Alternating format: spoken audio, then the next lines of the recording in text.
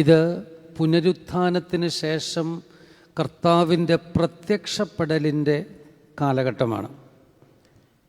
ക്രിസ്തു തമ്പുരാൻ തൻ്റെ ശിഷ്യന്മാർക്ക് പല പ്രത്യക്ഷപ്പെടുന്ന അനുഗ്രഹീതമായ സന്ദർഭം.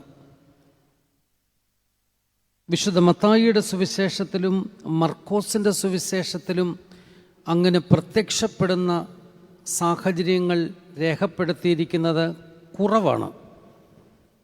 എന്നാൽ ലൂക്കോസിൻ്റെ സുവിശേഷത്തിലും യോഹന്നാൻ്റെ സുവിശേഷത്തിലും അളവിൽ കൂടുതൽ എന്ന് പറഞ്ഞാൽ വിശുദ്ധ ലൂക്കോസും യോഹന്നാനും കർത്താവിൻ്റെ ജനനത്തെക്കുറിച്ചും പീഡാനുഭവത്തെക്കുറിച്ചും പരാമർശിച്ചിരിക്കുന്ന അതേ ലാഘവത്തോട്, അതേ ശ്രദ്ധയോട് പരാമർശനം നൽകിയിരിക്കുന്ന ഭാഗമാണ് പുനരുത്ഥാനം ചെയ്ത കർത്താവ് തൻ്റെ ശിഷ്യന്മാർക്ക് പ്രത്യക്ഷപ്പെടുന്ന സന്ദർഭം. ഈ പ്രഭാതം സമയം പരിമിതമാണെന്ന് എനിക്കറിയാം. നമ്മുടെ കർത്താവ് എമ്മൗസിലേക്ക് പോയ ശിഷ്യന്മാർക്ക് പ്രത്യക്ഷപ്പെട്ട രംഗം നിങ്ങൾക്കെല്ലാവർക്കും സുപരിചിതമാണ്. വിശുദ്ധ ലൂക്കോസിൻ്റെ സുവിശേഷം 24 അധ്യായം 13 വാക്യം മുതൽ 35 വാക്യം വരെയുള്ള ഒരു വിശദീകരണമാണ് വാസ്തവത്തിൽ എമ്മൗസിലേക്ക് പോയ ശിഷ്യന്മാരുടെ അടുക്കൽ കർത്താവ് പ്രത്യക്ഷപ്പെടുന്ന രംഗം. ആ വിഷയത്തിലേക്ക് വരുന്നതിന് മുമ്പ് ഒരു ചോദ്യം നിങ്ങളുടെ ശ്രദ്ധയിൽ കൊണ്ടുവന്ന് ആമുഖപ്രസംഗം അവസാനിപ്പിക്കുകയാണ്. പ്രത്യക്ഷപ്പെട്ട കർത്താവിൻ്റെ ഉദ്ദേശം എന്തായിരുന്നു?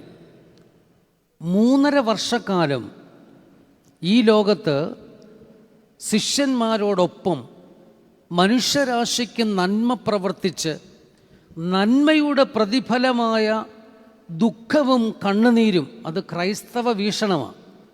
ദുഃഖവും കണ്ണുനീരും മനോവ്യഥയും പീഡനവും എവിടെ ഏൽക്കുന്നുവോ അവിടെ ക്രൈസ്തവ വീക്ഷണമാണ് വരുന്നത്. ക്രിസ്തുവിൻ്റെ വിളിയുടെ ദൗത്യമാണ് വരുന്നത്. ഈ വിളി 3.5 വർഷക്കാലം സ്വീകരിച്ച കൈക്കൊണ്ട ശിഷ്യ സമൂഹം, ആ സമൂഹത്തിന് പിന്നെ എന്തിന് ഒരു പ്രത്യക്ഷപ്പെട്ട് ക്രിസ്തു സംഭാഷണം നടത്തേണ്ട ആവശ്യകത എന്ന് ചോദിക്കാറുണ്ട്. അതിനെക്കുറിച്ച് അല്പമായി പഠിച്ചപ്പോൾ 6 കാര്യങ്ങളാണ് ക്രിസ്തു തൻ്റെ ശിഷ്യന്മാർക്ക് പ്രത്യക്ഷപ്പെട്ടതിൻ്റെ അടിസ്ഥാന കാരണം. ഈ 6 കാര്യങ്ങളും ഒരു ക്രൈസ്തവൻ്റെ ജീവിതത്തിൽ നിധി പോലെ സൂക്ഷിക്കേണ്ട പവിത്രമായ ജീവിത സത്യങ്ങളാണ്. അതിലെ ആദ്യത്തേത്, ക്രിസ്തു മരിച്ചു, മരിച്ചവനായും അഥവാ കൊല്ലപ്പെട്ടവനായിട്ടും ഇന്നും ഇതാ നിങ്ങളുടെ കണ്ണിൻ്റെ മുമ്പിൽ ഞാൻ ജീവിക്കുന്നു എന്ന് ശിഷ്യ സമൂഹത്തിന് ബോധം വരുത്തുവാൻ അഥവാ അവരെ ബോധ്യപ്പെടുത്തുവാൻ വേണ്ടിയാണ് ക്രിസ്തുനാഥൻ തൻ്റെ ശിഷ്യന്മാർക്ക് പ്രത്യക്ഷപ്പെട്ടത്. മരിച്ചു, അവർ കണ്ടതാണ്. ഖബറടക്കി, അതും അവർ കണ്ടതാണ്. എന്നാൽ പുനരുത്ഥാനം ചെയ്തിരിക്കുന്നു, ജീവനോട് ഞങ്ങളിൽ പലർക്കും പ്രത്യക്ഷപ്പെട്ടിരിക്കുന്നു എന്ന് അവക്തമായി ശിഷ്യന്മാർ പറഞ്ഞുകൊണ്ടിരിക്കുന്ന ഒരു കാലഘട്ടത്തിലാണ് സത്യത്തിൽ ശിഷ്യ സമൂഹത്തിൻ്റെ കണ്ണിൻ്റെ മുമ്പിൽ ദൃശ്യരൂപത്തിൽ യേശു തമ്പുരാൻ പ്രത്യക്ഷപ്പെടുന്നത്. ഞാൻ ഇന്നും ജീവിച്ചിരിക്കുന്നു, ജീസസ് ഈസ് അലൈവ് എന്ന് തൻ്റെ ശിഷ്യ സമൂഹത്തിനോട് പറഞ്ഞു കൊടുക്കുവാൻ, കാട്ടിക്കൊടുക്കുവാൻ ലഭിക്കുന്ന അസുലഭമായ നിമിഷം. എൻ്റെ കർത്താവ് മരണത്തെ കൊന്ന് പാപത്തെ നശിപ്പിച്ച് പാപത്തിന്മേലും മരണത്തിന്മേലും വിജയ ആഘോഷം നടത്തി ഇന്നും ജീവിക്കുന്നു എന്ന് തൻ്റെ ശിഷ്യ സമൂഹവും തന്നിൽ വിശ്വസിക്കുന്ന സകല മനുഷ്യരും അറിയണം, അവർ മനസ്സിലാക്കണം എന്നതാണ് ആദ്യ ഉദ്ദേശം. അതേ അനേക ഇതിഹാസ നായകന്മാർ, അനേക അവതാരങ്ങൾ നമ്മുടെ സമൂഹത്തിൽ ഉണ്ടായിട്ടുണ്ട്. ഈ അവതാരങ്ങൾക്കൊക്കെ ഒരു ജന്മമുണ്ട്, ക്രിസ്തുവിനെ പോലെ തന്നെ. എന്നാൽ അവർക്ക് ഒരു അവസാനമുണ്ട്. ആ അവസാനം ക്രിസ്തുവിനില്ല. എന്നത് ശിഷ്യ സമൂഹത്തെ ഒന്ന് ബോധ്യപ്പെടുത്തണം. അപ്പം ക്രൈസ്തവരായ നാം, ക്രിസ്തു ഭക്തരായിരിക്കുന്ന നാം, ഒരു പക്ഷെങ്കിൽ ക്രൈസ്തവരല്ലാത്തവരും ഈ ദേവാലയത്തിലുണ്ട്. അതുകൊണ്ട് ക്രിസ്തു ഭക്തരെന്ന് പറയുന്നത്, ക്രിസ്തു ഭക്തനായിരിക്കുന്ന നാം ഓർത്തുകൊള്ളണം, മരണത്തെ വെന്ന് ഇന്നും ജീവിച്ചിരിക്കുന്നവനായ കർത്താവിൻ്റെ സാക്ഷികളാണ് നമ്മൾ. അങ്ങനെ ശിഷ്യ സമൂഹമാകണം. 2, ക്രിസ്തുവിൽ വിശ്വസിക്കുന്നവൻ ഒരു നാളും മരണമില്ല. അത് ശിഷ്യ സമൂഹത്തെ ബോധ്യപ്പെടുത്തുവാൻ വേണ്ടിയാണ് കർത്താവിൻ്റെ ശിഷ്യൻ, കർത്താവിൻ്റെ ഉത്ഥാനം അല്ലെങ്കിൽ പ്രത്യക്ഷപ്പെടൽ ശിഷ്യന്മാരുടെ മുമ്പാകെ വന്നത്. അതായത് നിങ്ങൾക്ക് മരണമില്ല, കാരണം നിങ്ങൾക്ക് വേണ്ടി ഞാൻ അടികൊണ്ടു, നിങ്ങൾക്ക് വേണ്ടി ഞാൻ അപഹസിക്കപ്പെട്ടു, നിങ്ങൾക്ക് വേണ്ടി ഞാൻ പരിഹസിക്കപ്പെട്ടു, നിങ്ങൾക്ക് വേണ്ടി ഞാൻ കഷ്ടത അനുഭവിച്ചു, നിങ്ങൾക്ക് വേണ്ടി ഞാൻ മുറിവേൽക്കപ്പെട്ടു, നിങ്ങൾക്ക് വേണ്ടി, നിങ്ങളെ രക്ഷിക്കുവാൻ വേണ്ടി, പാപമരണത്തിൽ ആയിരിക്കുന്ന നിങ്ങൾക്ക് രക്ഷ നൽകുവാൻ വേണ്ടി ഞാനിതാ ജഡത്തിൽ മരണം അനുഭവിച്ചു എന്ന് കർത്താവ് അസന്നിഗ്ധമായി പ്രഖ്യാപിക്കുവാൻ വേണ്ടിയാണ്. ആ പ്രഖ്യാപനത്തിൽ ശിഷ്യ സമൂഹത്തിന് ബോധ്യവും വരുത്തുവാൻ വേണ്ടിയാണ് വാസ്തവത്തിൽ പ്രത്യക്ഷപ്പെടലിൻ്റെ 2ാമത്തെ ഉദ്ദേശം. 3ാമത്തെ ഉദ്ദേശം, നമുക്ക് പലപ്പോഴും, നമ്മളെല്ലാം ക്രൈസ്തവരാണ്. 3ാമത്തെ ഉദ്ദേശം പറയുകയാണ്, നമ്മളെല്ലാം ക്രൈസ്തവരാണ്, ക്രിസ്തു ഭക്തരാണ്, ആത്മീയ ശുശ്രൂഷകളുണ്ട്, കുർബാനയുണ്ട്, നമസ്കാരമുണ്ട്, കുമ്പിടിയിലുണ്ട്, കുമ്പസാരമുണ്ട്, പെരുന്നാളാഘോഷമുണ്ട്, നേർച്ച കൊടുക്കലുണ്ട്, നേർച്ച വാങ്ങലുണ്ട്, ഈ പറയുന്ന ആത്മീക ചൈതകളെല്ലാം ഉണ്ട്. പക്ഷേ നാം അളന്നു നോക്കേണ്ട ഒന്ന് നമ്മുടെ ജീവിതത്തിലുണ്ട്: വിശ്വാസം. എത്രമാത്രം തമ്പുരാനിൽ നാം വിശ്വസിക്കുന്നുണ്ട്? എൻ്റെ ദൈവം മതിയായവനാണെന്ന ബോധം, എൻ്റെ ഇന്നത്തെ ഈ രാത്രിയുടെ അനുഭവത്തെ, എൻ്റെ ഇന്നത്തെ വേദനയുടെ അനുഭവത്തെ, ഇന്നത്തെ എൻ്റെ കണ്ണുനീരിൻ്റെ അനുഭവത്തെ എന്നോട് ചേർന്നിരുന്ന് അനുഭവിക്കുന്നവനാണ് എൻ്റെ കർത്താവെന്ന വിശ്വാസം. ആരെല്ലാം ഈ ലോകത്ത് തള്ളിക്കളഞ്ഞാലും, ആരെല്ലാം വേണ്ടെന്ന് വെച്ചാലും, ആരെല്ലാം ഉപേക്ഷിച്ചാലും ചേർത്ത് പിടിക്കുവാൻ കഴിവുള്ളവനായ ഒരു ദൈവത്തെയാണ് ഞാൻ കാണുന്നത് എന്ന ബോധം. കുടുംബജീവിതത്തിലെ വിഷയങ്ങൾ കോടതിയിൽ കിടക്കുകയാണ്. ഭർത്താവ് അസന്നിഗ്ധമായിട്ട് പറഞ്ഞു, ഭാര്യയെ എനിക്ക് വേണ്ട. 2 പെൺമക്കളുണ്ട് ആ ലേഡിക്ക്. ഒരു സാധാരണ ഫേമിൽ വർക്ക് ചെയ്യുന്ന ആ ലേഡിയോട് സംസാരിച്ചപ്പോൾ അവർ പറയുകയാണ്, ഭർത്താവ് ഉപേക്ഷിച്ചാലും, അത്ര ശക്തമായിട്ട് പറഞ്ഞു, വെറുതെ പറയുകയല്ല, ഭർത്താവ് ഉപേക്ഷിച്ചാലും യാതൊരു കാരണവുമില്ല, ഭർത്താവിൻ്റെ വഴിപ്പെട്ട ഇടപെടലുകളും വഴിയില്ലാത്ത ജീവിതങ്ങളുമൊക്കെയാണ് ഇവരെ ഈ 2 ധ്രുവത്തിലെത്തിച്ചത്. പക്ഷേ ആ സ്ത്രീ പറയുന്ന വാക്ക് കേൾക്കണം, മുറുകെ പിടിച്ചുകൊണ്ട്, കുഞ്ഞുങ്ങളെ 2 പേരെയും മുറുകെ പിടിച്ചുകൊണ്ട് ഞാൻ ജീവിക്കുന്നു. ഞങ്ങൾ 3 പേരല്ല 4 പേരുണ്ട്. സർവശക്തനായ ദൈവം. ഭർത്താവ് ഒരിക്കൽ വേറൊരു സുഹൃത്തിനോട് പറഞ്ഞു, അവളുടെ പിന്നിൽ ഇത്രമാത്രം ശക്തിയോടെ അവൾ ജീവിക്കുവാൻ, അവളുടെ പിന്നിൽ ഒരു വലിയ ശക്തിയുള്ള മനുഷ്യനുണ്ട്. ഭർത്താവ് ലോകപ്രകാരമുള്ള ഒരു മനുഷ്യനെയാണ് കണ്ടത്. അതിന് സ്ത്രീ പറഞ്ഞ മറുപടി, ഉണ്ട്, കുരിശിൽ എനിക്ക് വേണ്ടി മുറിവേറ്റു മരിച്ച കർത്താവ് എന്നോടും എൻ്റെ കുഞ്ഞുങ്ങളോടുമുണ്ട്. ഈ ലോകത്തൊരു മനുഷ്യനും എന്നെ തകർക്കുവാൻ സാധ്യമല്ല. ഇതൊരു കേവലം ഒരു സാധാരണ സ്ത്രീയുടെ സാക്ഷ്യമാണ്. ദൈവം കൂടെയുള്ള അനുഭവം, ആഴമായ വിശ്വാസം. ജീവിതത്തിലൊരു ചെറിയ പ്രശ്നം വരുമ്പോൾ നമ്മളൊക്കെ ഒളിച്ചോടുന്നവരല്ലേ? ആശ്വാസം കിട്ടേണ്ട കേന്ദ്രങ്ങളിലേക്കൊക്കെ പോകേണ്ടവരല്ലേ? അല്ലേ? പോകുന്നവരാണ്. പക്ഷേ ഓർക്കണം, ആഴത്തിലുള്ള നിൻ്റെ വിശ്വാസം അത് ശിഷ്യന്മാരിൽ കുറഞ്ഞുപോയി, ശിഷ്യന്മാരിൽ ഇല്ലാതെ പോയി. ആ ഒരു ബലത്തിലേക്ക് ശിഷ്യ സമൂഹത്തെ ഉറപ്പിക്കുവാൻ വേണ്ടിയാണ് പുനരുത്ഥാനം ചെയ്ത കർത്താവ് അവർക്ക് പ്രത്യക്ഷപ്പെട്ടത്. 4ാമത്തെ ഉദ്ദേശം, പിന്മാറ്റത്തിൻ്റെ അനുഭവത്തിൽ നിന്നും ശിഷ്യ സമൂഹത്തെ കൂട്ടിച്ചേർക്കുക. അതുകൊണ്ട് അവർ മീൻ പിടിക്കാൻ പോയത് പിന്മാറ്റത്തിൻ്റെ അനുഭവം ഉള്ളതുകൊണ്ടാണ്. തിബരിയോസ് കടൽക്കരയിൽ ഒരു രാത്രി മുഴുവനും അധ്വാനിച്ച് തമ്പുരാൻ്റെ സാന്നിധ്യമില്ലാതെ വലയിറക്കി, തമ്പുരാനോട് ചോദിക്കാതെ ജീവിതത്തിൻ്റെ പുതിയ വഴിത്താര വെട്ടിത്തുറന്ന ഈ ശിഷ്യ സമൂഹത്തിന് അമ്പേ പരാജയം, നാണം കെട്ട അവസ്ഥ ജീവിതത്തിലുണ്ടായി.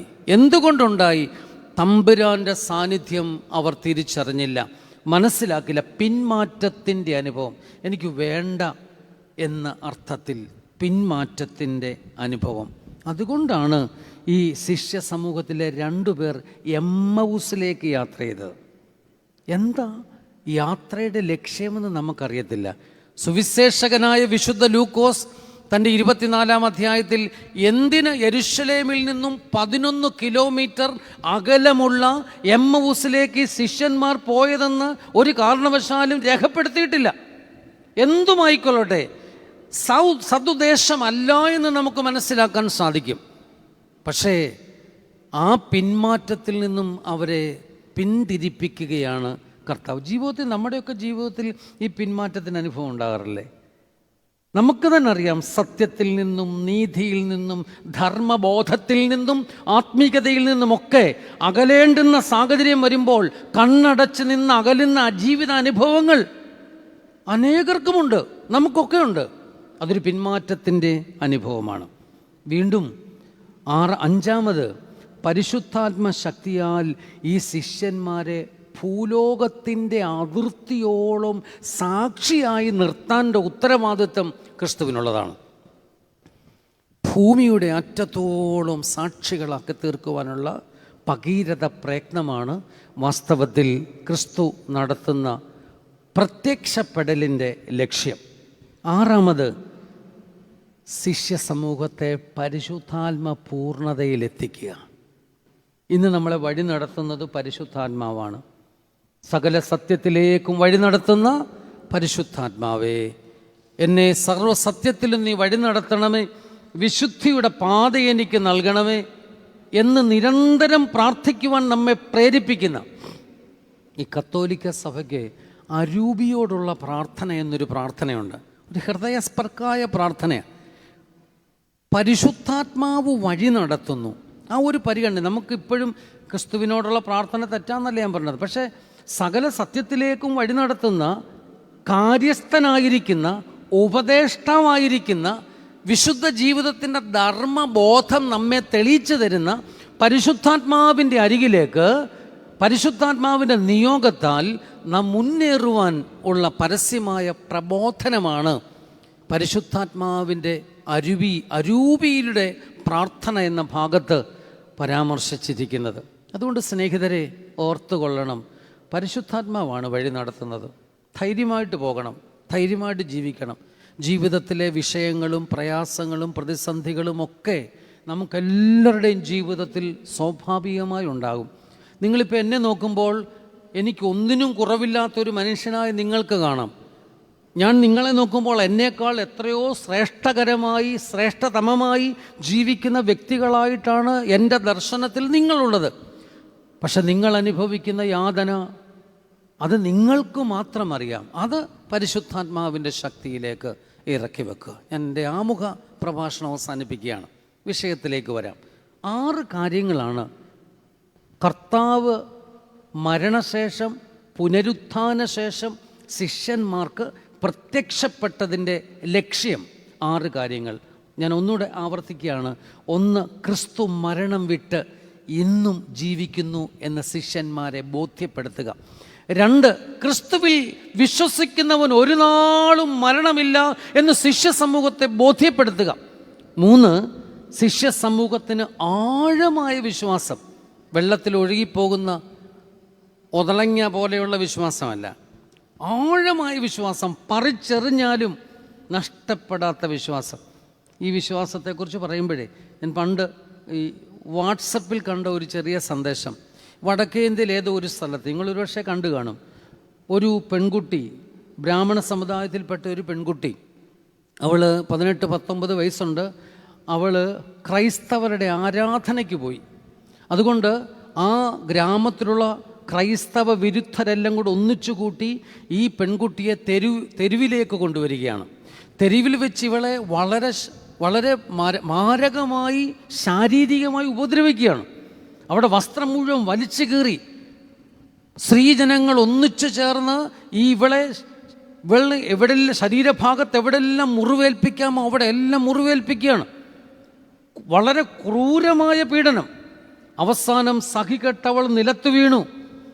അതിനുശേഷം നിലത്ത് വീണ് കിടക്കുന്ന പെൺകുട്ടിയുടെ ശരീരത്തെ മണ്ണെണ്ണ ഒഴിച്ച് കത്തിക്കാൻ പോവുകയാണ്.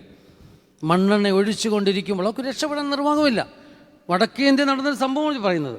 മണ്ണെണ്ണ ഒഴിച്ചുകൊണ്ടിരിക്കുമ്പോൾ അവൾ കൈകൾ ഉയർത്തി, ജീസസ് ഇസ് മൈ സേവിയർ.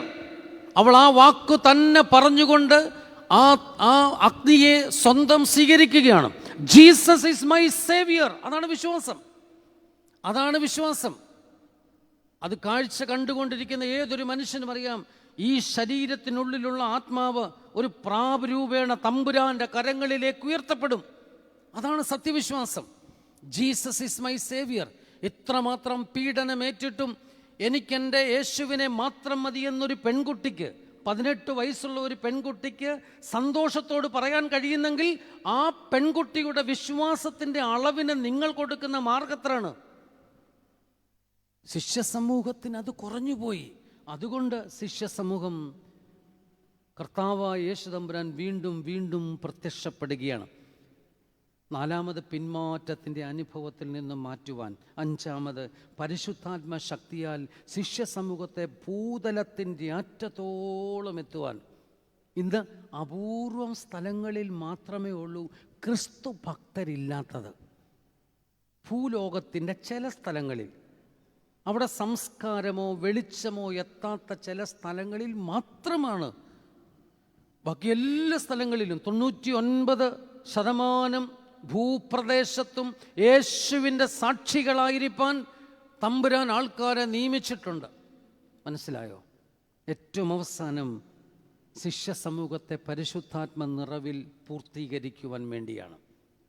കർത്താവിൽ പ്രിയപ്പെട്ട സഹോദരങ്ങളെ, വിശുദ്ധ ലൂക്കോസിൻ്റെ സുവിശേഷം 24-ാം അധ്യായം 13 തൊട്ട് 35 വരെയുള്ള ഭാഗം, അത് ഞാൻ വായിക്കാനായിട്ട് സമയമെടുക്കുന്നില്ല.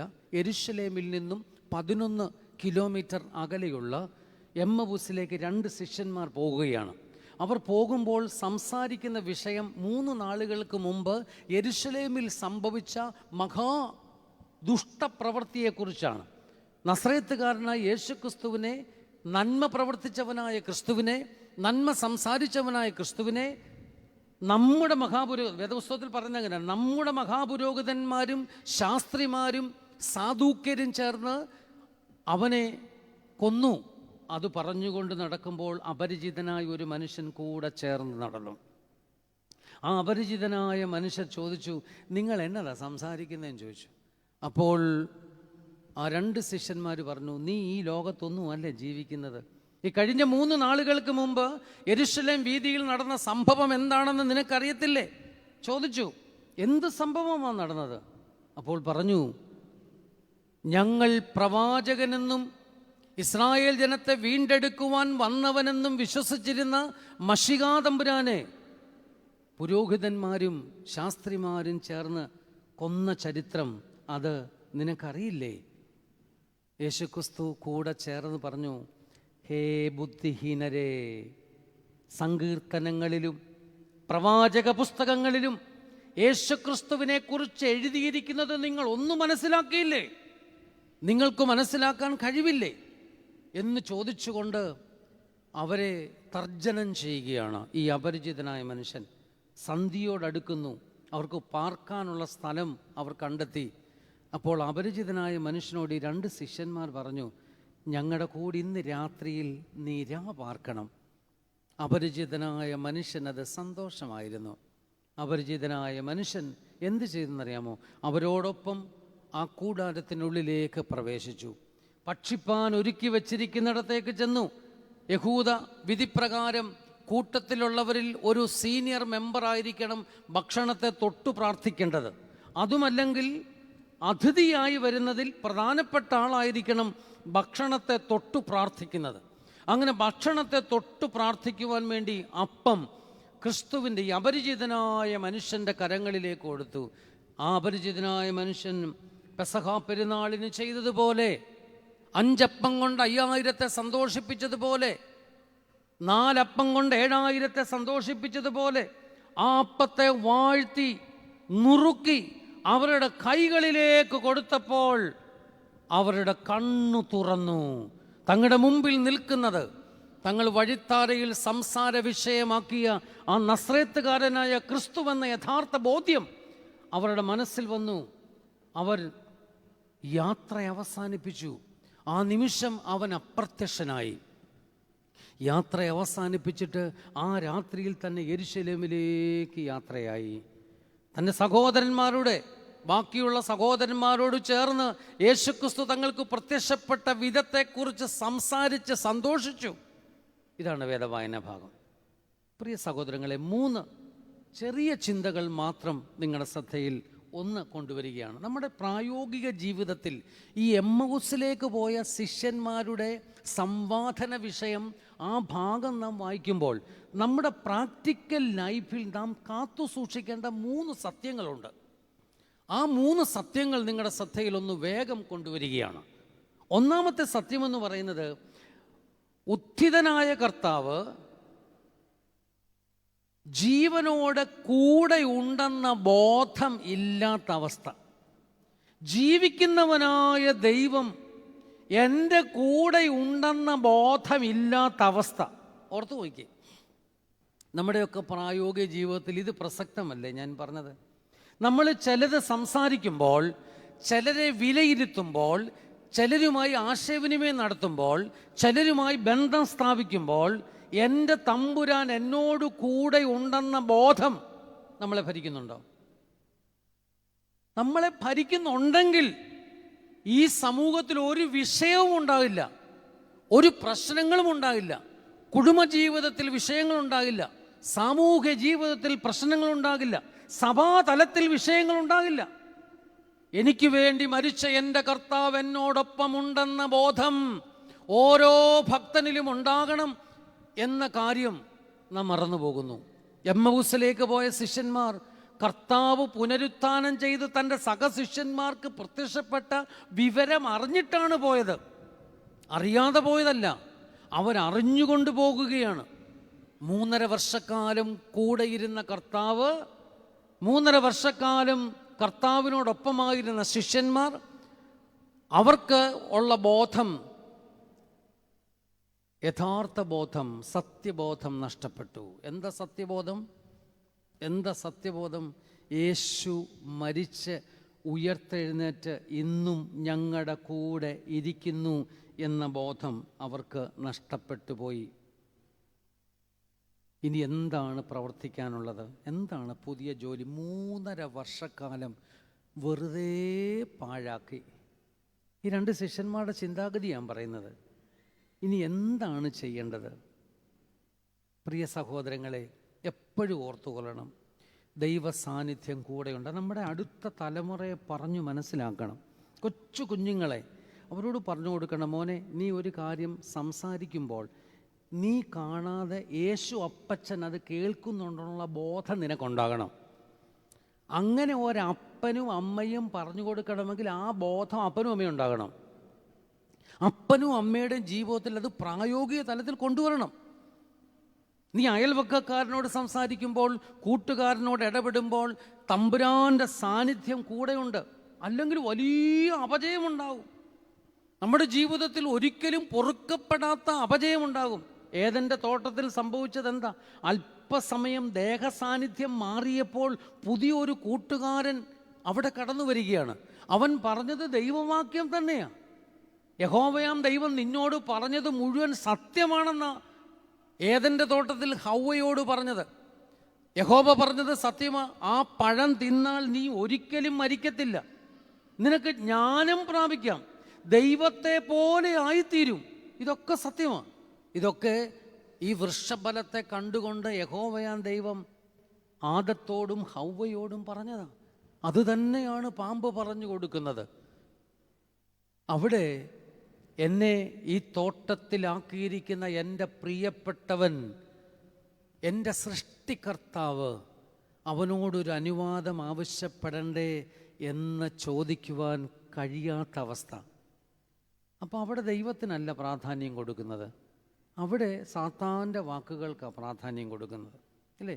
ഈ സഭ വിട്ടുപോകുന്ന, ഇപ്പം ഞാൻ ശുശ്രൂഷിക്കുന്ന ഇടവകയിൽ 10-16 വർഷക്കാലം പന്തക്കോസ്ത് വിശ്വാസത്തിലേക്ക് തലചായ്ച്ച് നിന്ന ഒരമ്മ അവിടെയായിരുന്നു, സജീവമായ അമ്മ അവിടെയായിരുന്നു. ഇപ്പോൾ സജീവമായി ഇടവകയുടെ അംഗമ, ഇടവകയിലേക്ക് മടങ്ങി വന്നു, വിശുദ്ധ കുമ്പസാരം നടത്തി, വിശുദ്ധ കുർബാന അനുഭവിച്ചു.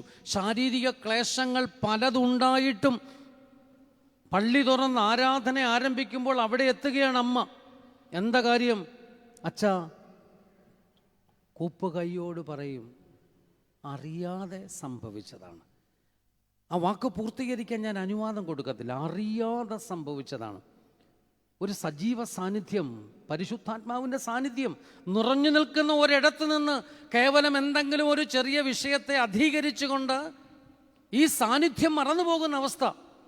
അബ്രഹാമിന് ആ സാന്നിധ്യബോധമുണ്ടായിരുന്നു, ഇല്ലേ?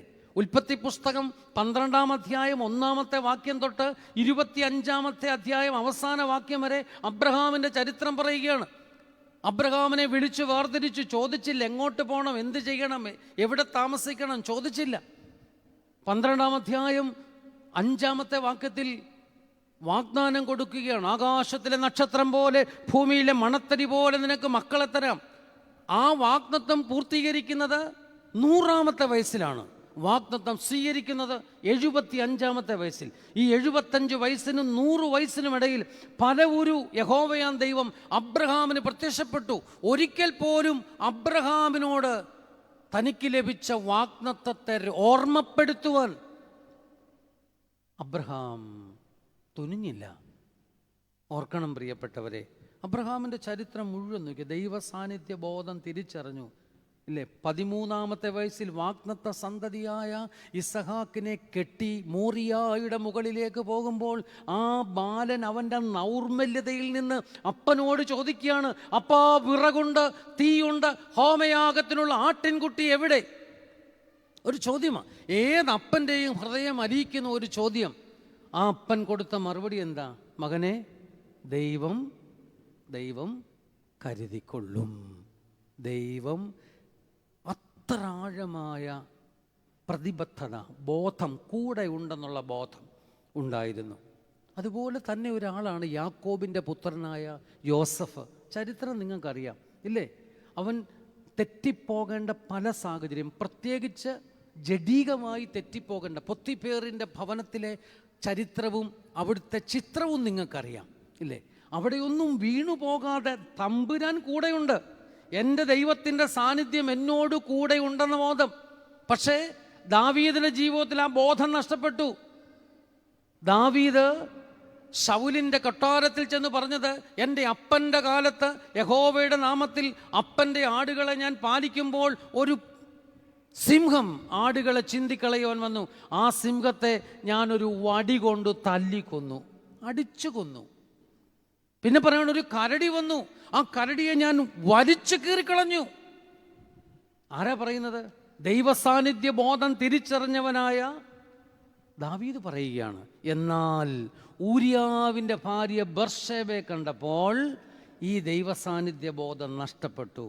എന്ത് സംഭവിച്ചു? പിന്നീട് എന്ത് സംഭവിച്ചു? എന്ത് സംഭവിച്ചത്? 10 കൽപ്പനകളിൽ 7, 8, 9, 10 ഈ 4 കൽപ്പനകൾ ഊരിയാവിൻ്റെ ഭാര്യ ബർശബയുടെ സൗന്ദര്യത്തിൽ അലിഞ്ഞുപോയി. ഈ 3 കൽപ്പനകൾ സഹോദരൻ്റെ കൂട്ടുകാരൻ്റെ വകയെ ആഗ്രഹിച്ചു, അതിനെ തട്ടിയെടുത്തു, വ്യഭിചരിച്ചു, കൂട്ടുകാരനെ പടയുടെ മുമ്പിൽ നിർത്തി കൊന്നു, ഇല്ലേ? സത്യദൈവമായ യഹോവയെ ധിക്കരിച്ചു, 4 പ്രമാണങ്ങൾ ലംഘിച്ചു.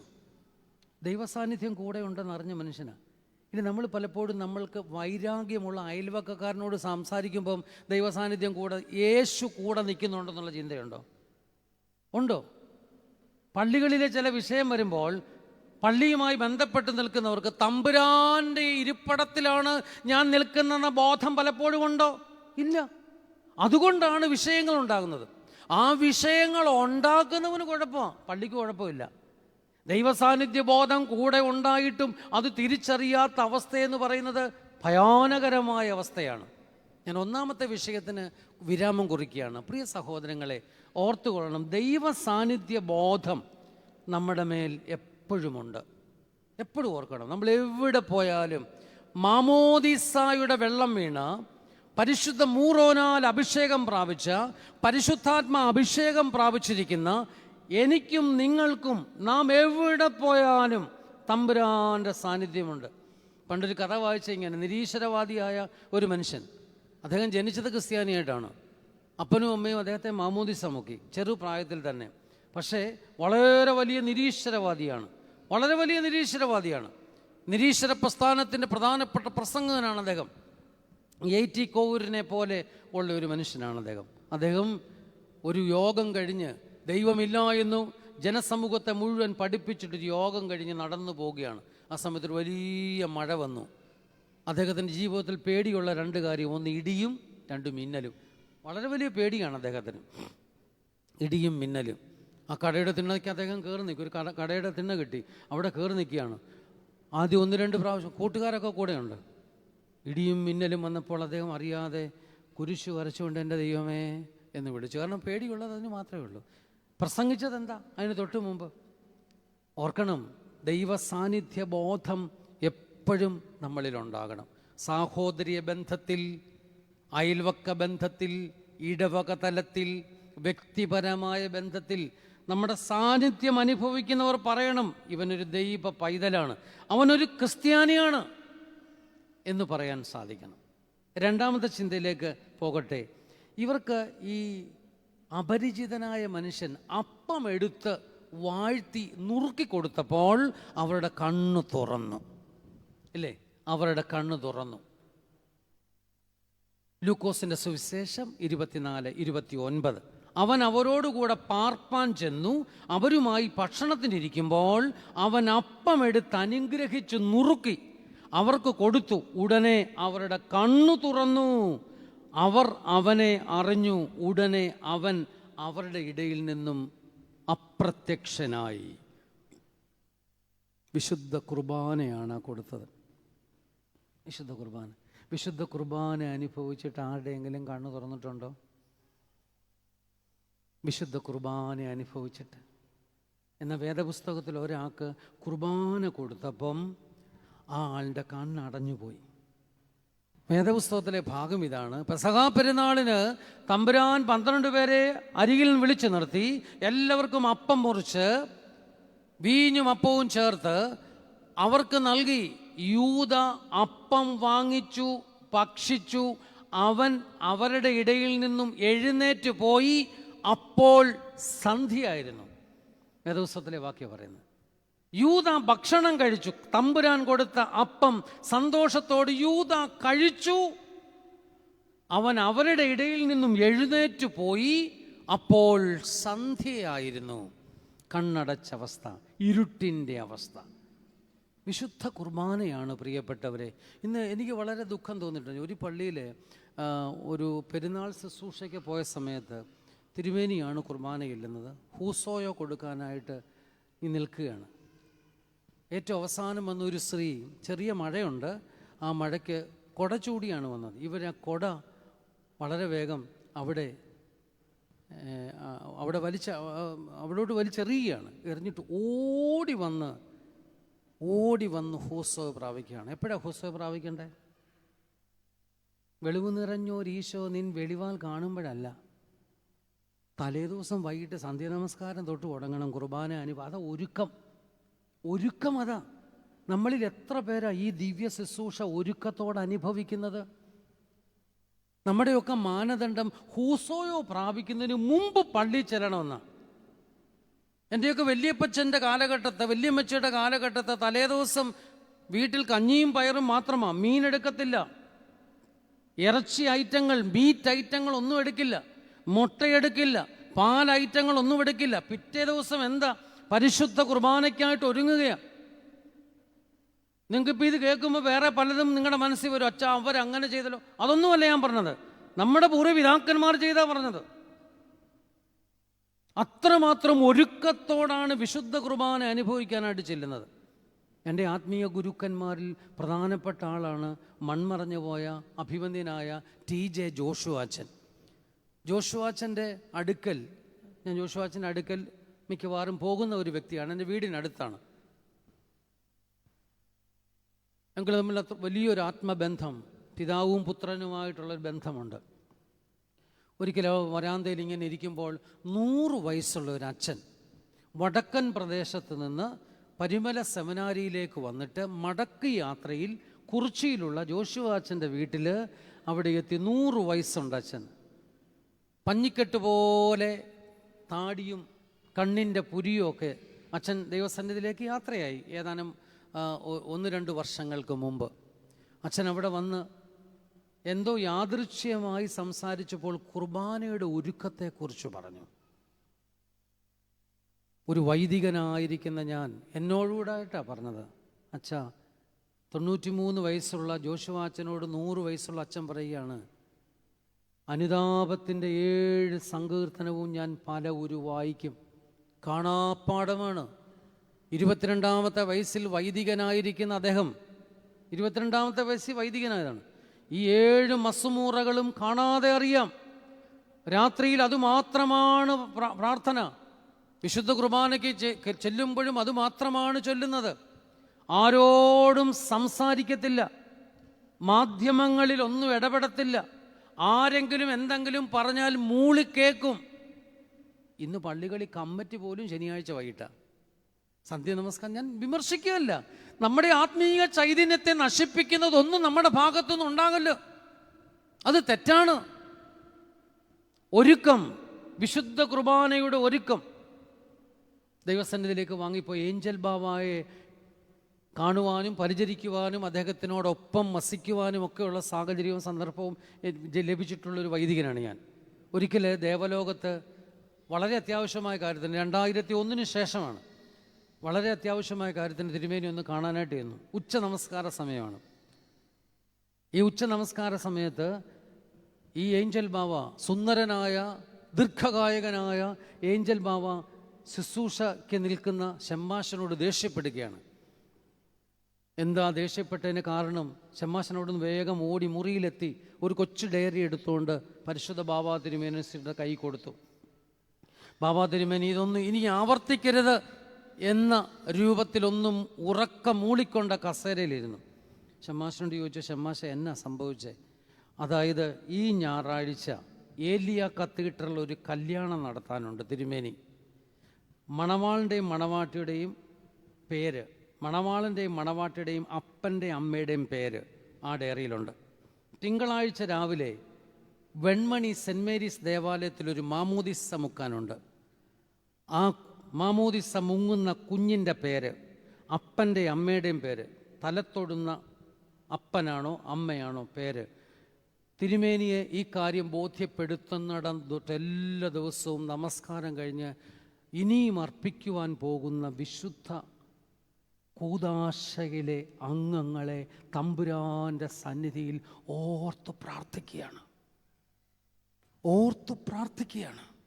എന്തൊരുക്കമാണ് പ്രിയപ്പെട്ടവരെ! വിവാഹത്തിന്, ഭാഗ്യവശാല വിവാഹത്തിന് ഞാനും സമ്മതിച്ചു. ഏലിയ കത്തീഡ്രൽ വിവാഹത്തിന് വന്ന കാതോലിക്ക ബാബ തിരുമേനി പടിഞ്ഞാട്ട് തിരിഞ്ഞ് നിന്ന് നല്ല പുഞ്ചിരിയോടുകൂടി ആ പെങ്കൊച്ചിൻ്റെ പേര് വിളിച്ചു. അവൾ അന്തിച്ചു പോയി. ആ ചെറുക്കൻ്റെ പേര് ചോദിച്ചു. തമാശയായിട്ട് ചോദിച്ചു, വിവാഹം കഴിക്കാൻ തയ്യാറാണോ? എൻ്റെ മണവാട്ടിയുടെ അമ്മയെ പേര് ചൊല്ലി വിളിച്ചു, അപ്പനെ പേര് ചൊല്ലി വിളിച്ചു. നിങ്ങളിങ്ങോട്ട് അടുത്ത് നിൽക്കുക, അങ്ങ് പോയി നിൽക്കരുത്. മണവാളൻ്റെയും അപ്പൻ്റെയും അമ്മയുടെയും പേര് വിളിച്ച് അടുത്ത് നിർത്തി. തിരുമേനിയുടെ ബന്ധുക്കളൊന്നുമല്ല. എന്താ ഇതിന് കാര്യം? ഒരു കൂദാശ അർപ്പിക്കുവാൻ മഹാപുരോഹിതന്റെ പവിത്രമായ ഒരുക്കമാണ്. വാസ്തവത്തിൽ ആ കൂദാശ സ്വീകരിക്കപ്പെടുന്ന വ്യക്തികൾ ഏറ്റവും ശ്രേഷ്ഠരും അനുഗ്രഹീതരുമാണ്. വിശുദ്ധ കുർബാന അനുഭവിക്കുവാൻ നമുക്ക് എന്താണ് പ്രിയപ്പെട്ടവരെ ഒരുക്കം? അല്പസമയം ചിന്തിച്ച് നോക്കണം. ഞാനൊരു അനുഭവ കഥ പറയുകയാണ്. ഞാൻ ശുശ്രൂഷിച്ച ഒരിടവക, ആ ഇടവകയിലെ അംഗങ്ങൾ ഇവിടെ ഉണ്ട്. പക്ഷെ ഞാൻ ആളിൻ്റെ പേര് പറയുന്നില്ല. ആ ഇടവകയിലെ ഒരു ലേഡി, അവർ ട്രക്ക് ഇൻസ്പെക്ടറാണ്, എന്ന് വെച്ചാൽ മെഡിക്കൽ സ്റ്റോറുകളിലെ ചെക്കറാണ്. ഭയങ്കര പേടിയാണ്. ഒരു പോലീസുകാരൻ വന്നാൽ ഇത്രയും പേടി മെഡിക്കൽ സ്റ്റോറുകാർക്ക് കാണത്തില്ല. കാരണം പല മരുന്നുകളും നിരോധിച്ച പല മരുന്നുകളും അവിടെ വിൽക്കുന്നുണ്ടായിരിക്കാം. എന്തുമായിക്കൊള്ളട്ടെ, മെഡിക്കൽ സ്റ്റോറുകാരുടെ ഭയത്തിന് കാരണം നമുക്ക് വിശദീകരിക്കേണ്ട കാര്യമില്ല.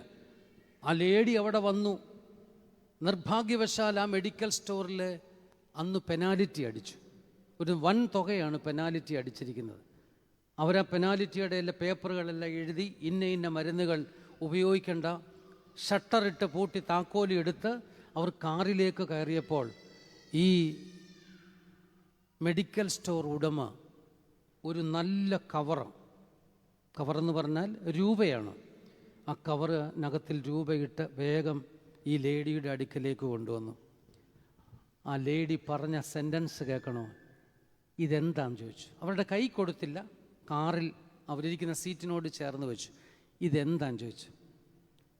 ആ മനുഷ്യൻ പറഞ്ഞു, അബദ്ധം പറ്റിപ്പോയതാ, ക്ഷമിക്കണം, ഇനി ആവർത്തിക്കത്തില്ല, ഇതങ്ങ് സ്വീകരിക്കണം. ആ ലേഡി കൊടുത്ത മറുപടി എന്താണെന്നറിയാമോ? നിങ്ങൾക്കറിയാമോ, ഞാനൊരു ക്രിസ്ത്യാനിയാണ്, ഞാൻ എൻ്റെ കർത്താവിൻ്റെ ശരീരവും രക്തവും അനുഭവിക്കുന്ന ആളാണ്. നിങ്ങളുടെ കയ്യിൽ നീ കവർ വാങ്ങിച്ചാൽ ഞായറാഴ്ച തൊട്ട് എനിക്ക് വിശുദ്ധ കുർബാന അനുഭവിക്കാൻ ഒക്കില്ല. ഇപ്പോഴും ആ ലേഡി മെഡിക്കൽ ഫീൽഡിൽ ട്രക്ക് ഇൻസ്പെക്ടറായിട്ട് വർക്ക് ചെയ്യുന്നു.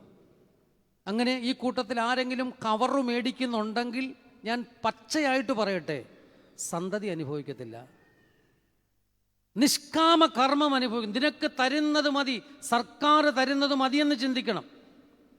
അർഹതയില്ലാഞ്ഞിട്ട് പോലും ആ ലേഡിയുടെ 2 മക്കളും ഉന്നത ശ്രേണിയിലേക്ക് പോയിരിക്കുകയാണ്. നമ്മുടെ സന്തതികൾക്ക് വേണ്ടിയല്ലേ നമ്മൾ വലിച്ചു കൂട്ടുന്നത്. പക്ഷെ അവർക്ക് അനുഭവിക്കാൻ ഭാവി ജീവിതത്തിൽ യോഗ്യത ഇല്ലാതെ വന്നാലോ?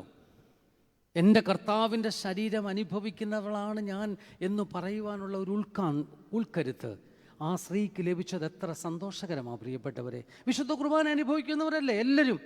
ഒരുങ്ങിയാണോ പോകുന്നത്? കുളിച്ചിട്ടാണോ പോകുന്നത്? ഹൂസോയ കൊടുക്കുവാൻ തലയിൽ കൈവെക്കുമ്പോഴറിയാം. അലക്കിത്തേച്ച വസ്ത്രമിട്ടുകൊണ്ടാണോ പോകുന്നത്? ഇതൊന്നും സഭ പഠിപ്പിക്കേണ്ട കാര്യമില്ല. പൂർവ്വപിതാക്കന്മാരുടെ കാലം തൊട്ട് പഠിപ്പിച്ചു വരുന്നതാണ്. എമ്മൂസിലേക്ക് പോയ ശിഷ്യ സമൂഹത്തിന് അപരിചിതനായ മനുഷ്യൻ അപ്പമെടുത്ത് വാഴ്ത്തി നുറുക്കിയപ്പോൾ തന്നെ അവരുടെ കണ്ണു തുറന്നു. എത്ര കുർബാന അനുഭവിച്ചാലും കണ്ണു തുറക്കാത്ത അനുഭവം നമ്മുടെ ജീവിതത്തിലില്ലേ? പാപത്തെക്കുറിച്ചും അനീതിയെക്കുറിച്ചും അസത്യത്തെക്കുറിച്ചും ബോധ്യപ്പെടാത്ത അവസ്ഥകളില്ലേ? അത് തെറ്റായ അവസ്ഥയാണെന്ന് ഓർപ്പിക്കട്ടെ. അതുകൊണ്ട് എമ്മൂസിലേക്ക് പോയ ശിഷ്യ സമൂഹം നമ്മൾ ആദ്യം കണ്ടു, കൂടെയുണ്ടെന്ന ബോധം ഇല്ലാത്ത ശിഷ്യ സമൂഹം. 2, തമ്പുരാൻ്റെ തിരുശരീരക്തങ്ങൾ അനുഭവിച്ചപ്പോൾ കണ്ണു തുറന്നു. നമ്മൾ കണ്ണു തുറന്ന് കാണേണ്ട ഒത്തിരി കാര്യമുണ്ട് കേട്ടോ. പല കാര്യങ്ങളും നമ്മൾ കാണുമ്പോൾ കണ്ണടയ്ക്കും. കണ്ണു തുറന്ന് കാണേണ്ട അവസ്ഥകളുണ്ട്.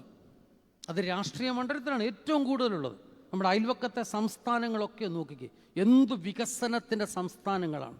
പക്ഷെ നമ്മുടെ സംസ്ഥാനമോ? നമുക്ക് കണ്ണടച്ചിരിക്കുകയാണ്. പല കാര്യത്തിലും പ്രതികരിക്കണം. സ്നേഹത്തോടെ ഓർപ്പിക്കട്ടെ, നമ്മുടെ ആധ്യാത്മിക ജീവിതത്തിൽ നമുക്ക് കണ്ണു തുറക്കുന്ന ഒരു അനുഭവം അത് വിശുദ്ധ കുർബാനയുടെ അനുഭവമാണ്. വിശുദ്ധ കുർബാന അനുഭവിച്ചാൽ നമ്മുടെ കണ്ണു തുറക്കും. നാം ചെയ്ത തെറ്റെന്താണ്, നമ്മുടെ ബലഹീനത എന്താണ്, നമ്മുടെ കുറവെന്താണ് എന്ന് നമുക്ക് കാണാനും മനസ്സിലാക്കാനും സാധിക്കും. 3ാമത്തെ ചിന്തയിലേക്ക് പ്രവേശിക്കട്ടെ പ്രിയപ്പെട്ടവരെ. എമ്മൂസിലേക്ക് പോയ ശിഷ്യ സമൂഹം അവരുടെ യാത്ര അവിടെ അവസാനിപ്പിച്ചു മടങ്ങിപ്പോന്നു. എവിടെ വെച്ചാണ് മാനസാന്തരം ലഭിച്ചത്? അവിടെ വെച്ച് അവർ നടന്നു വന്ന പാതയിലേക്ക് മടങ്ങിപ്പോയി. പന്നിക്കുഴിയിൽ കടന്ന ഒരു ചെറുപ്പക്കാരൻ, അപ്പൻ്റെ ജീവിതത്തിൻ്റെ സൗഭാഗ്യങ്ങൾ രുചിച്ചറിഞ്ഞ ചെറുപ്പക്കാരൻ, അപ്പൻ്റെ സൗഭാഗ്യത്തെക്കാൾ ശ്രേഷ്ഠമായ സൗഭാഗ്യമുണ്ടെന്ന് മനസ്സിലാക്കി അവൻ എത്തിച്ചേർന്നത് പടുകുഴിയിലാണ്, പന്നിക്കൂട്ടിലാണ്. അവൻ തിരിച്ചു മടക്കി യാത്ര ചെയ്ത് അപ്പൻ്റെ അരികിലേക്ക് വന്നു.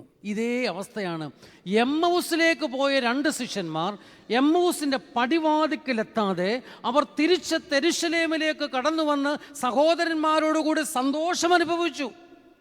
വഴിത്താരയിൽ നടന്ന ക്രിസ്തുവിൻ്റെ സാമീപ്യവും സാന്നിധ്യവും സംസാരവും ഒരുപോലെ പറഞ്ഞു മനസ്സിലാക്കി അവർ ആനന്ദിക്കുകയാണ്. അവരൊന്നിച്ചു പറഞ്ഞു, നമ്മുടെ കർത്താവ് ജീവിച്ചിരിക്കുന്നു, നമ്മുടെ കർത്താവ് ജീവിച്ചിരിക്കുന്നു. ഈ അപ്പോസ്തല പ്രവൃത്തി നിങ്ങളൊന്ന് വായിച്ചു നോക്കണേ. അപ്പോസ്തല പ്രവൃത്തി ആദ്യത്തെ അധ്യായത്തിലെ എനിക്ക് വളരെ രസകരമായിട്ട് തോന്നിയിട്ടുണ്ട്. ഈ യോഹന്നാൻ സുവിശേഷത്തിലും ലൂക്കോസിൻ്റെ സുവിശേഷത്തിലും ഒത്തിരി പ്രതിവാദങ്ങളുണ്ടെങ്കിലും അപ്പോസ്തല പ്രവൃത്തിയിൽ ഈ ഉത്ഥാനം ചെയ്ത ദിവസം തൊട്ട് കർത്താവ് 40 ദിവസം ശിഷ്യന്മാരുടെ കൂടെ തന്നെയായിരുന്നു എന്നാണ് പറയുന്നത്. ശിഷ്യന്മാരുടെ കൂടെ തന്നെയായിരുന്നു, അവന് വേറെ എങ്ങും പോയിട്ടില്ല. അതായത് ദേഹരൂപത്തിൽ ശിഷ്യന്മാരുടെ കൂട്ടത്തിലുണ്ടായിരുന്നു എന്നാണ് പറയുന്നത്. അതുകൊണ്ട് നമ്മുടെ ജീവിതത്തിൽ നാം മടക്കി യാത്ര ചെയ്യേണ്ടവരാണ്. മടക്കി യാത്ര ചെയ്തേ പറ്റൂ. ഇന്നലെ വൈകിട്ട് ഒരു മദ്യപാനത്തിന് അടിമപ്പെട്ട ഒരു യുവാവ് താല്പര്യത്തോട് തന്നെ മദ്യപാന വർജന സമിതിയിൽ എന്ന് പറയും, ആൽക്കഹോളിക് അനോമിക് അഡിക്ഷൻ, അതിനൊരു സംഘടനയുണ്ട്. കോട്ടയത്ത് ആ സംഘടന വളരെ ശക്തമായിട്ട് പ്രവർത്തിക്കുന്നുണ്ട്. ആ സംഘടനയെ പോയി ചെറുപ്പക്കാരൻ നില വിളിച്ചു പറയാം, അച്ഛാ, രാത്രിയും പകലും തമ്മിലുള്ള വ്യത്യാസം അറിയണമെങ്കിൽ മദ്യപാനം നിർത്തിക്കഴിഞ്ഞുള്ള അവസ്ഥയെക്കുറിച്ച് ചിന്തിച്ചാൽ മതി. ശരിക്കും രാത്രിയുടെ അവസ്ഥയാണ്. ആരോടും, ആ മനുഷ്യൻ പറഞ്ഞ വാക്കാ പറയുന്നത്, ആരോടും പ്രതിബദ്ധതയില്ല മദ്യപാനിക്ക്, ആരോടും സ്നേഹമില്ല, പിന്നെ കപടതയോട് കാണിക്കും സ്നേഹം ഭാര്യയോടും മക്കളോടും. ആ ചെറുപ്പക്കാരൻ പറഞ്ഞ സെൻസാണ് പറയുന്നത്. എനിക്കിവിടെ ആരെങ്കിലും മദ്യപിക്കുന്നുണ്ട്, എനിക്ക് അവരോട് വിരോധമൊന്നുമില്ല. മദ്യപിക്കുക, കൂട്ട് മദ്യപിക്കുക, ഏറ്റവും കൂടുതൽ കൂമ്പ് വാടിയിട്ട് അവസാനം മരിച്ചു പോവുകയും ചെയ്യും. ആ ഒരവസ്ഥയിലേക്ക് വരും. അവസാനം താങ്ങുന്നതാരാ? പാവപ്പെട്ട ഭാര്യയും മക്കളോ താങ്ങുന്നത്. ഈ മനുഷ്യൻ പറയാ, രാവും പകലും ഉള്ള വ്യത്യാസം പോലെ ഇപ്പോൾ ഞാനൊരു മടക്കി യാത്രയിലാണ്. എൻ്റെ ഭാര്യയെ ഉപദ്രവിച്ച് ക്ഷമ ചോദിക്കുകയാണ്. എൻ്റെ നാട്ടുകാർക്ക് ഞാൻ നഷ്ടപ്പെടുത്തിയത് ക്ഷമ ചോദിക്കുകയാണ്. ഞാൻ മടങ്ങി വരികയാണ് അച്ഛാ. ഈ മടക്കി യാത്ര നമുക്ക് ആവശ്യമാണ്. ജീവിതത്തിൻ്റെ പല സാഹചര്യങ്ങളിൽ നിന്നും, പല വല്ലാത്ത സാഹചര്യങ്ങളിൽ നിന്നും നമുക്കൊരു മടക്കി യാത്ര ആവശ്യമല്ലേ പ്രിയരെ? എമ്മൗസിലേക്ക് പോയ ശിഷ്യ സമൂഹം നിരാശയുടെ, പ്രത്യാശയില്ലായ്മയുടെ, പ്രതീക്ഷയില്ലായ്മയുടെ വഴിത്താരയിലൂടെയാണ് അങ്ങോട്ട് പോയത്. ലക്ഷ്യബോധമില്ലാതെ പോയത്. എമ്മൗസിലെത്തി എന്ത് ചെയ്യണമെന്നറിയില്ല. പക്ഷേ ക്രിസ്തുവിൻ്റെ സാന്നിധ്യം അവരെ മടക്കി യാത്ര ചെയ്യിച്ചപ്പോൾ അവർ യെരൂശലേമിലേക്ക് മടങ്ങി വരുവാനും സഹോദരന്മാരോട് ചേർന്നിരിപ്പാനും സന്തോഷിക്കുവാനും അവർ പറഞ്ഞു, അറിഞ്ഞു, മനസ്സിലാക്കി. ഈ ഒരവസ്ഥ നമുക്കുണ്ടാകണം. നമ്മൾ മടങ്ങിപ്പോയില്ലെങ്കിൽ സന്തോഷമില്ല. സ്വന്തം വീട്ടിൽ ചെന്ന് ഇപ്പം ഈ പള്ളി മഹാപരിശുദ്ധനായ ജീവിതം കൊണ്ട് പരിശുദ്ധിയെ ലോകത്തിന് കാട്ടിക്കൊടുത്ത, നാനാജാതി മതസ്ഥർക്ക് കാട്ടിക്കൊടുത്ത ഭാഗ്യസ്മരണീയനായ പരിശുദ്ധനായ പരിമല തിരുമേനിയുടെ സന്നിധിയിൽ നാം ഇരിക്കുമ്പോഴും ഇപ്പം നമ്മുടെ വീട്ടിലേക്കൊരു ഉൾവിളി നമുക്കില്ലേ? തിരിച്ചു ചെല്ലാൻ ഒരു ഉൾവിളിയുണ്ട് വീട്ടിലേക്ക്, അല്ലേ? ഒരു ഉൾവിളിയുണ്ട്. നഷ്ടപ്പെട്ടു പോയിടത്തുനിന്നും സ്വന്തം വീട്ടിലേക്ക് ഒരു ഉൾവിളി. നമുക്കെല്ലാം ആവശ്യമാണ് ഈ ഉൾവിളി. ഓരോരുത്തരും ചിന്തിക്കണം കേട്ടോ. പ്രിയ സഹോദരങ്ങളെ, പ്രസംഗം അവസാനിപ്പിക്കുക. ഈ കൊച്ചു ജീവിതം, കുഞ്ഞു ജീവിതമാണ്. എത്ര കാലം നമ്മൾ ജീവിച്ചിരിക്കും? ഇല്ലേ? ഇപ്പം അകത്ത് കയറിയാൽ ചൂട്, പുറത്തിറങ്ങിയ പാമ്പ്, ഇല്ലേ? വല്ലാത്തൊരവസ്ഥയാണ്. ഇസ്രായേൽ മക്കൾ ഈ ചെങ്കടലിൻ്റെ തീരത്ത് പോയി നിൽക്കുന്ന രംഗമുണ്ട്. അതായത് പുറപ്പാട് പുസ്തകം 13-ാം അധ്യായത്തിലാണ്. അവിടെ ചെങ്കടലിൻ്റെ തീരത്ത് നിന്ന് അവർ മുന്നിലോട്ട് നോക്കിയപ്പോൾ ചെങ്കടൽ, മുന്നോട്ട് പോയാൽ കുടിച്ചു മരിക്കാം, പുറകിലോട്ട് പോയാൽ ഫറവോൻ്റെ സൈന്യം ഊരിപ്പിടിച്ച വാളുമായി വന്നു നിൽക്കുന്നു. 2 വശങ്ങളിലും 2 പർവ്വതങ്ങളാണ്. ആ പർവ്വതത്തിൻ്റെ പേര് പുറപ്പാട് പുസ്തകം 14-ാം അധ്യായത്തിൻ്റെ ആദ്യത്തെ ഭാഗത്ത് പറഞ്ഞിട്ടുണ്ട്, പീരാഹിരേത്തും ബാൽസരേഫും. ഈ പീരാഹിരേത്തിൻ്റെയും ബാൽസരേഫത്തിൻ്റെയും പ്രത്യേകത എന്താണെന്നറിയാമോ? മുഴുവൻ മുള്ളു നിറഞ്ഞ, അതായത് മനുഷ്യൻ്റെ ശരീരത്തെ സ്പർശിച്ചാൽ മനുഷ്യൻ മരിക്കുന്ന തരത്തിലുള്ള വിഷം നിറഞ്ഞ മുള്ളുകളുള്ള ചെടികളാണ് ഈ പീരാഹിരത്തിലും ബാൽസരേഫിലുമുള്ളത്. എങ്ങോട്ട് പോലും മരണം ഉറപ്പാണ്. ഇപ്പോഴത്തെ നമ്മുടെ അവസ്ഥ അങ്ങനെ. അകത്ത് കയറിയാൽ ഉരുകി മരിക്കും, പുറത്ത് പോയാൽ പാമ്പ് കടിച്ച് മരിക്കും. ഇല്ലേ? വല്ലാത്ത അവസ്ഥയല്ലേ? എത്ര കാലമുണ്ട് ലോകത്ത് ജീവിക്കാൻ? എന്തിനാ പിണങ്ങി ജീവിക്കുന്നേ? സന്തോഷത്തോടെ ജീവിച്ചാൽ പോരെ? അമ്മായിയമ്മമാരെ മരുമക്കളെ കെട്ടിപ്പിടിച്ച് ഉമ്മ കൊടുക്കാമോ? സ്വന്തം സഹോദരങ്ങൾ കെട്ടിപ്പിടിച്ചൊരു ഉമ്മ കൊടുക്കാമോ? എന്തേതിന് സാധിക്കാത്തത്? ഇപ്പോഴും നീ കുർബാന അനുഭവിക്കുന്നവനാ, യേശുവിൻ്റെ കൂടെ നിൽക്കുന്നവനാ, നീ മടങ്ങി വരേണ്ടവനാണ്. പക്ഷേ നിനക്ക് സാധിക്കാത്തത് എന്തുകൊണ്ടാ? നിന്റെ മനസ്സ് ഇപ്പോഴും കല്ലുപോലെയാണ്, അലിയുന്നില്ല. കല്ലുപോലെ ഇരിക്കുന്ന മനസ്സിൻ്റെ അവസ്ഥയാണത്. അതുകൊണ്ട് വളരെ സ്നേഹത്തോടെ അച്ഛൻ ഓർപ്പിക്കുകയാണ്. 3 കാര്യങ്ങളാണ് നിങ്ങളുടെ ശ്രദ്ധയിൽ ഞാൻ കൊണ്ടുവന്നത്. എമ്മവുസിലേക്ക് പോയ ശിഷ്യന്മാരുടെ ജീവിതത്തിൻ്റെ 3 അവസ്ഥകൾ. 1, കൂടെ നടന്നിട്ടും സംസാരിച്ചിട്ടും കണ്ടിട്ടും തമ്പുരാൻ കൂടെ ഉണ്ടെന്നുള്ള ബോധമില്ലാത്ത അവസ്ഥ. തമ്പുരാൻ കൂടെ ഉണ്ടെന്നുള്ള ബോധം നമുക്കില്ല. 2, അപ്പം കയ്യിലെടുത്തപ്പോൾ കണ്ണു തുറന്നു, അപ്പോൾ എല്ലാം കണ്ടു. നാവിൽ അപ്പം തൊടുവിക്കുമ്പോൾ, അതാ പട്ടക്കാരൻ വിശുദ്ധ കുർബാന ചൊല്ലിയിട്ട് കുർബാന കൊടുക്കാൻ വരുമ്പോൾ പറയും, എന്താണ്?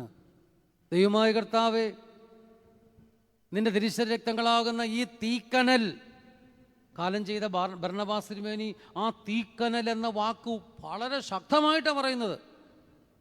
തീക്കനൽ, സത്യവിശ്വാസിയായ തൻ്റെ മക്കൾക്ക് പിതാവിൻ്റെയും പുത്രൻ്റെയും പരിശുദ്ധ രൂഹായുടെയും നാമത്തിൽ നൽകപ്പെടുന്നു തീക്കനൽ. ഇത് തീക്കനലാണ് കൊടുക്കുന്നത്.